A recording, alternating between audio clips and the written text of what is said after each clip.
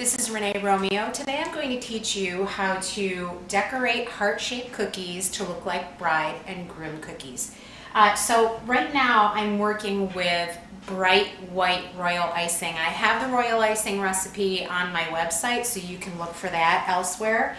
And I have used a clear imitation vanilla flavoring because that is what's going to give you that nice bright white color. Now, if you have a bride that's getting married that's wearing ivory, go ahead and use the regular vanilla and it'll give you a nice ivory color.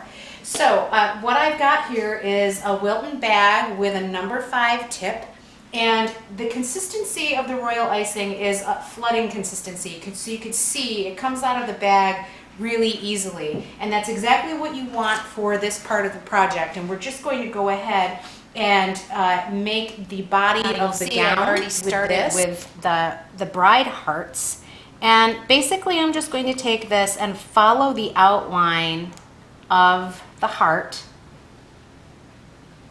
all the way around the edges. And the great thing about this is that it's going to even out as it sits. So I'm just going to follow it around with a little bit of zigzagging. And then I have a long skewer that I like to use for this, just to manipulate the frosting to move together and join as one giant unit.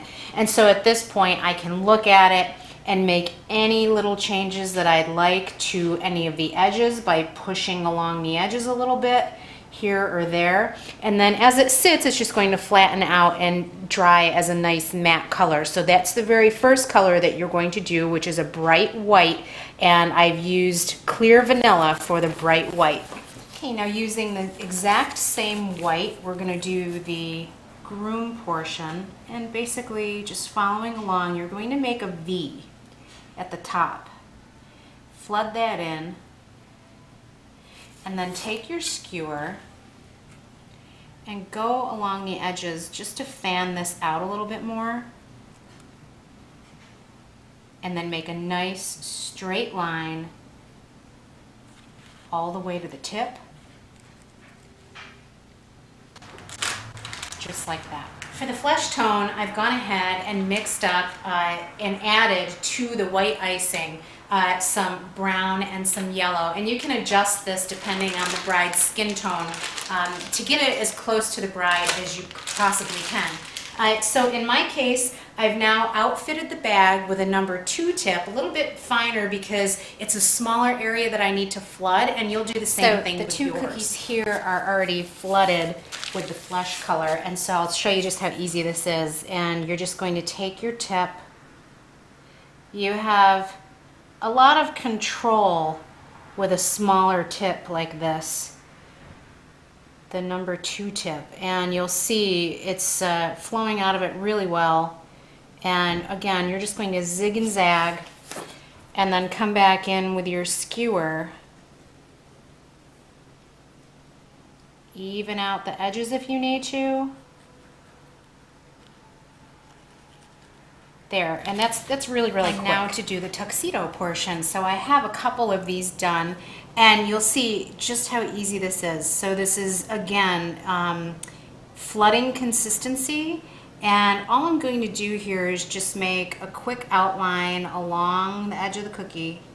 Doesn't have to be all that neat, because again, when we go back in with that skewer, we can fix any issues we have along the edges. So basically that's how I flood it, and then I'll just get in here with the skewer and get it right up next to that white that we already did and swirl it around. And I can move this a little bit more toward the edge just to get a nice crisp edge on here and manipulate this frosting anywhere you need it. The base icing on the cookies is done, and at this point it needs to dry overnight. That's the best way that you'll get the best base on any of these cookies that you do for the top decoration. If you don't let them dry, the top decoration is not going to dry properly either. I've mixed up a half batch of royal icing, and I've tinted it with nothing other than the clear imitation vanilla, which doesn't give it any color at all. So that's exactly what you're going to want to do. Now both cookies, both the bride and the groom, take a little bit of white. the bride takes white for the pearl necklace and the groom takes white for the little stripes in the tuxedo shirt. So that's all I'm going to do, and I've got a Wilton bag ready to go. So you'll see this royal icing as I go is a little stiffer than the consistency that I used when I flooded the cookie. And basically you're going to do a pearl necklace. It's going to be an oval shape, and the oval shape is going to go from probably the center of one crest of the heart to the other center of the other crest of the heart. So it's just basically dabbing and pulling and dabbing and pulling, and you don't want these little dots to touch one another, because if they do, it'll wind up looking like a mess. It won't wind up looking like a perfectly formed round little pearl. It'll kind of bleed into one another, and that's exactly what you don't want. So now that I have that on there, I'm going to take a little bit of shimmer pearl dust, and I'm just going to flick it on the top of the wet icing to try to give that a little bit of a sheen and a contrast to the bodice of the cookies in the tuxedo shirt. So same number 2 tip, and basically we're just going to make 4 little pleats going down the front of the tuxedo shirt. And honestly, don't worry about getting this super straight. It's going to look great no matter what. So that's all you wind up with there, and it's super easy. I've decided to go back in and give this bodice area a little bit more definition, something that looks a little bit more like lace. And so I'm just going to treat this upper band with some curly cues, and basically it's just light pressure. I put a little bit more pressure on the beginning and at the end so that I can finish out the tuxedo jacket.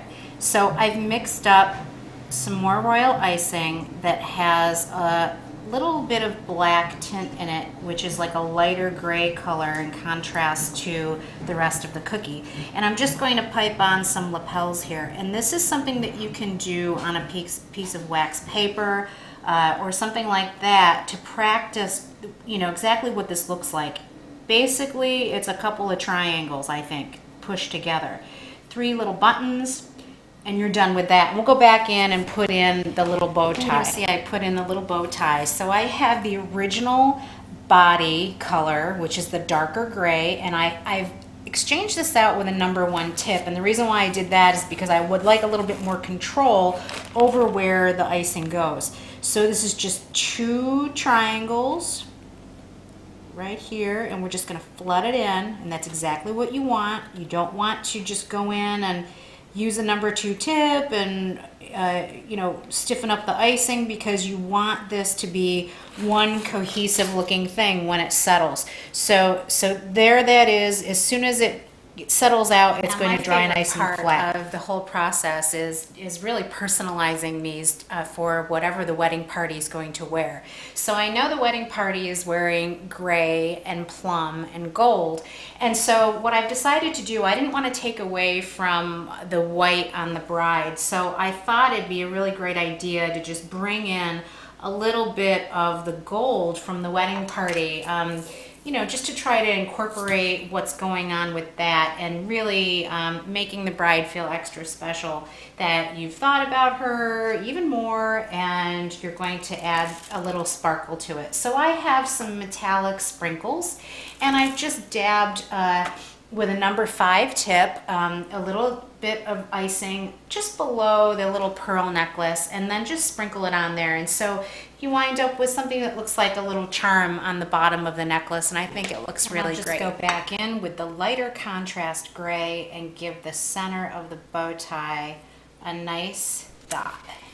Now, the groom needs a boutonniere, and the boutonniere is going to be a plum color. So I've mixed this up with a little bit of pink and black and blue to get this color. I've outfitted my little bag with tip number 140, and it's going to create this little flower shape. So I'm going to put it on as a boutonniere, and basically it's just pressing it down and pulling it up.